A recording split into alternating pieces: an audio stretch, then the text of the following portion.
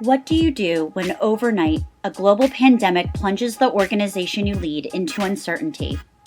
Welcome to The Pivot. Hi, everybody. Welcome to The Pivot. I'm your host, Jen DeVore, Civic Impact Manager at the Economy League of Greater Philadelphia. I'm excited to introduce today's guest, Veronica Hill-Milborne, President and CEO of Spectrum Health Services, which is a federally qualified health center. Their model of integrated care provides services for all cycles of life and addresses the complexity of medical and social and economic issues facing their patients, something very important here in Philadelphia. Relating our current crisis to the social determinants of health is incredibly important, not just to our city, but really throughout the work of the Economy League. This is something that we talk about on a regular basis, even prior to COVID, and certainly talk about even more now with our current situation. So it's something we're really passionate about, and I'm so excited to talk to Veronica to hear how they've been pivoting. So Veronica, if you want to turn your camera on and join us. Hi, Jen.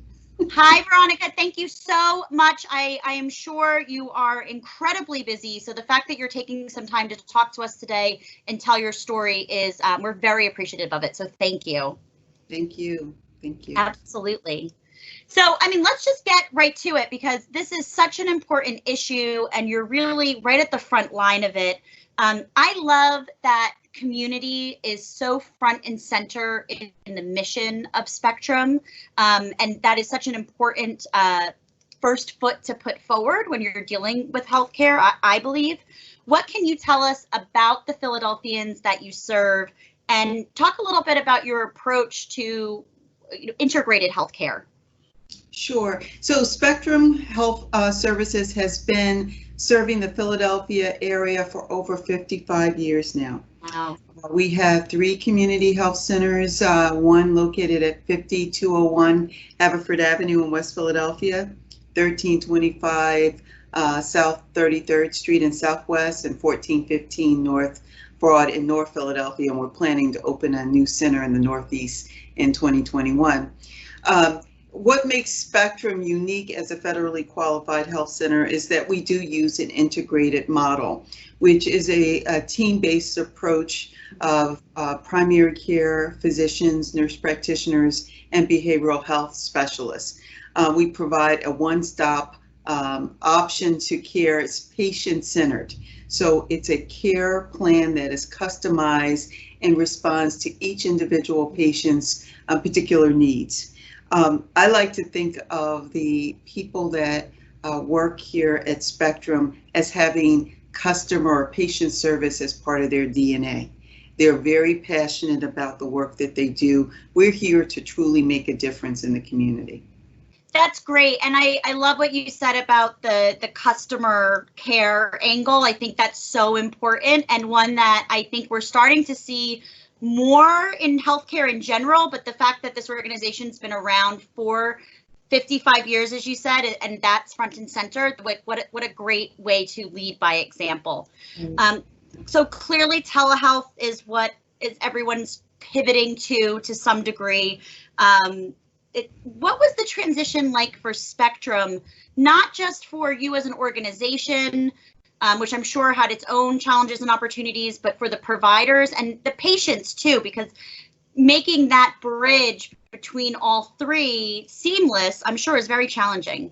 Oh yeah, absolutely. Yeah. So, I remember back in early March when COVID was just starting to bear down on the healthcare community, and I was on a call on a Saturday afternoon with a number of CEOs of all of the local federally qualified health systems, and we were sharing survival strategies and how we were going to continue to exist, because we were all starting to experience declines in the number of patients walking through our doors. People were afraid to leave their homes. Many of our staff were also afraid for their personal safety. And it was at that point that I recognized, we cannot sit back passively. We're going to have to be proactive, reach out to our managed care companies, our payers, and demand approval for telehealth as an option. because it is an option that is a viable alternative to an in-person care delivery model. There's always going to be a scenario where patients will need to come into the center and to see a physician, nurse practitioner, social worker, a healthcare professional face-to-face, and we still offer that option. But telehealth is a great alternative. And so when this happened, you know, as a federally qualified health center, we are not rolling in large dollars. So Sure. we did not have the technology in place to use a sophisticated, you know, app or platform to provide telehealth. So it was essential that our insurance companies allowed us to, you know, leverage whatever technology we could. And so we were given that permission. So we could interface with our patients using a cell phone, a landline, 2 cans and a string is what I've been saying to people. And so I used every available resource in our center to get on the phone and start calling our patients. Last year, we served close to 14,000 patients. Wow. Calling them all, letting them know you don't need to be afraid. We're still here. If you need to see your doctor, if you need your medications, if you need information about where to go for testing. At that point, we weren't able to test because there were no kits available. No no one was able to do that early on. Yeah, absolutely. Yeah, and so you're becoming a resource, right? You're now taking that model of integrated services even farther and checking in on people. Yeah, it's so important. Right. And at that point, trying to secure the personal protective equipment, PPE, was a challenge. There were days, Jen, when we had probably less than 300 masks in store. Oh my God. Yeah. Patients were coming in and taking the mask. We had sitting outside the center so that when people came in, they could put on a mask before entering. And there were times when people would take the whole box and it was challenging. But I'm happy to say that all of our outreach efforts worked. Mm-hmm. Initially, our patients were a little, reluctant about what does this mean, telehealth, but they have responded very well to it. That's great.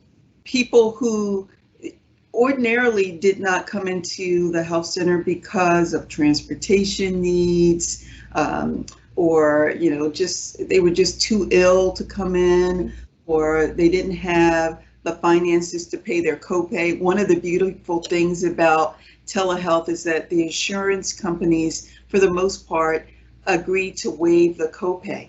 So it removes all the barriers. Yeah. So. Yeah. Mm-hmm. And how have you found? I mean, what does a telehealth appointment look like? I mean, obviously the digital divide is a huge, challenge in Philadelphia. One that's always been there, but is now even more amplified. What was that like getting the technology? I mean, you even talked about your own resources, having to be stretched. So I guess both from the facility side and then the patient side, what did that look like getting everyone plugged in? Yeah, so it wasn't as difficult as we initially thought. It's just basically calling patients on the phone number of record and letting them know at this time at 3 o'clock, your doctor's going to call you. Be available. Yeah. And if you want to use FaceTime, if you want to use a video app, we can do whatever works for you. Now, there were a number of sophisticated platforms for telehealth.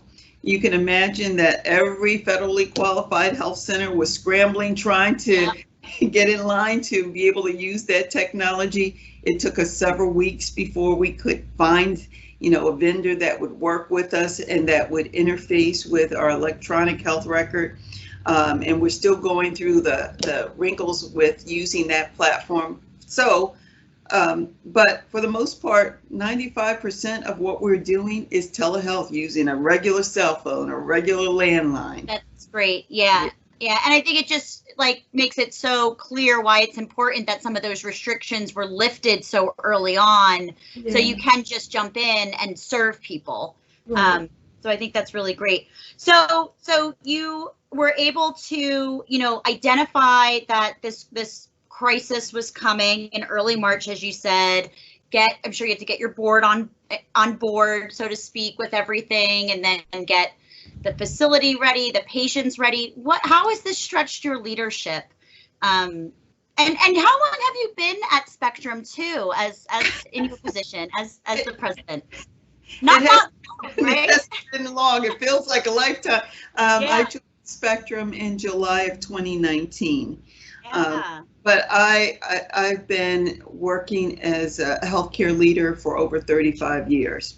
And I remark often that COVID-19, I have prepared my entire career for this moment. Yeah. Everything that I've learned throughout the years has prepared me to lead through this pandemic. And I'm very proud of the work that we've done here at Spectrum, because I saw early on that there was a need for federally qualified community health centers to fill the void. Without having the health centers in place, continuing to serve patients during this crisis, hospitals were ill-equipped to handle the onslaught and the demand that was currently here in the city of Philadelphia.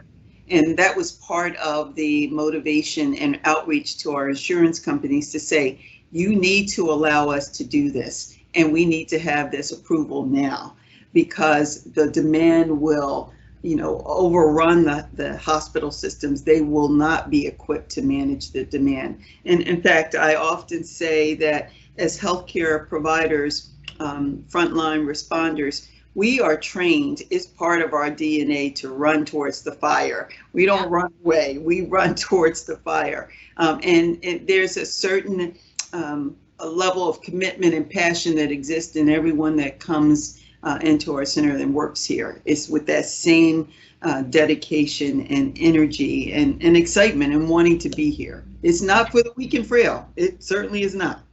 No, not at all. And it really, you have to, your leadership has to be bold, and it has to be brave and assertive too. As you said, you have to say, this is how it has to be done, because your clients and your facility the best. So that's great that you were able to leverage that leadership, kind of preparing for the unknown all these years to this moment. Incredible. Talk to me a little bit about your team too, and how you've been able to keep everyone on track. Because for anyone, no matter the industry, but for anyone that's dealing with this crisis day to day, I know at the Economy League, because we're doing data analysis and research, we're talking about COVID nonstop. I do this weekly, show too, so I'm always talking about it. Healthcare, I can only imagine the numbers and the data that you're seeing. How have you gotten your team to, stay focused and motivated through all of this when it's, personally very overwhelming, I'm sure? Yeah. So, excellent question. I think of my leadership style as very collaborative and transparent. I believe that if people have the information that they need to know the direction that we're going, people will respond accordingly. So the first thing that I did is set up a command center, which was staffed with representatives from every department within the health center. Very official. And that's what we called it, the command center. Yeah. And, and I think it was so, it was intuitive in that I remember listening to one of the updates from President Trump speaking about being at war with an invisible enemy. And when I thought about that, we are truly battling an invisible enemy that we can't see. And so the command center approach was perfect. So every morning at 8 o'clock, I would have conference calls using Teams technology to meet with the team captains for all of our health centers. We had someone from our IT, from compliance, every facet of the organization, and everyone had a task. And we were measuring how many people are we contacting, how many people have we been able to, direct towards testing, how many positives have we had, who's responsible for the triaging of patients walking through the door. We had our communications team because we needed to keep our website up to date with the most accurate information. Who's responsible for signage around the facility? Who's charged with cleaning the facility? All of these moving pieces. So every morning at 8 o'clock, every afternoon at 4:30, we would reconvene to talk about checking off the boxes. Did we get it all done? And I'm happy to say that we were able to reach all 14,000 patients, give a few. Amazing. Yeah. And keeping our schedules full, making sure that patients received the care that they needed from their physician, their nurse practitioner. And here's another thing. In Spectrum, I would say 60% or more of our patients have some mental or behavioral health condition. And if you think about times when people are afraid, they've not had access to care, they may have lost their job, may not have, food, no ability to care for children, just overwhelmed. If any time there was a need to get them linked to a behavioral health professional, the time was now. And so we were able to do that for our patients. Yeah. Again, going back to that integrated health model, absolutely. And, we're going to be talking with someone from the Council for Relationships in another episode about the work that they're doing to get mental health support out to our essential workers, and also, looking at the telehealth transition as well. So I'm glad that you brought that up because it's another really important component to it. So you've switched over to the telehealth component. You're still seeing limited people in person, as you said. You're testing for COVID. You guys are a testing site now. That's right. Yeah. So you're doing, So what does the future of Spectrum look like? Like even just the immediate future, because it sounds like you're evolving every day. Yeah, we're doing really well. Testing 3 days a week, planning to do more. We're testing Monday, Wednesday, and Friday.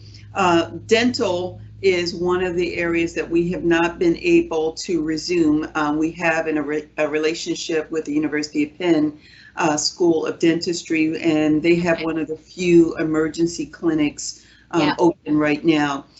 So we are referring patients that are having dental emergencies to them. But we are actively planning to resume providing dental services here.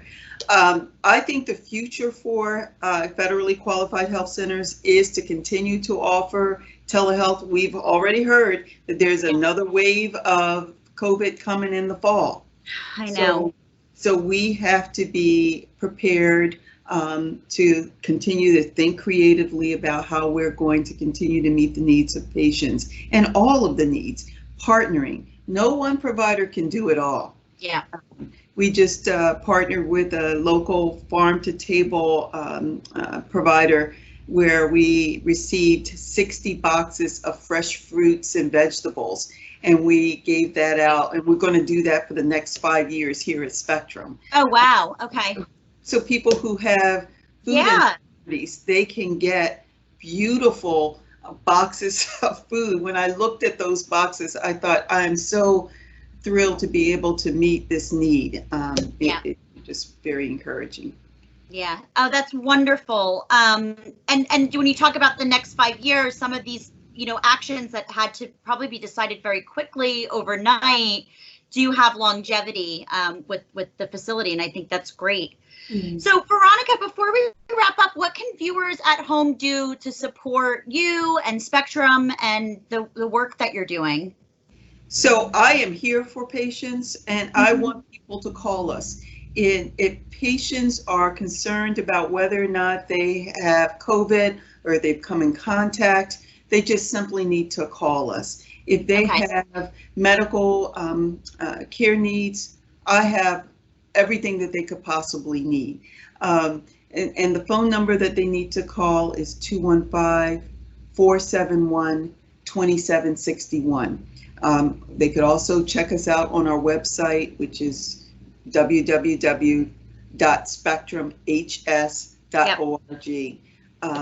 You know, pharmacy is another thing. We have a in-house discount pharmacy that will provide delivered medications to patients. Oh, that's wonderful to hear. Yeah.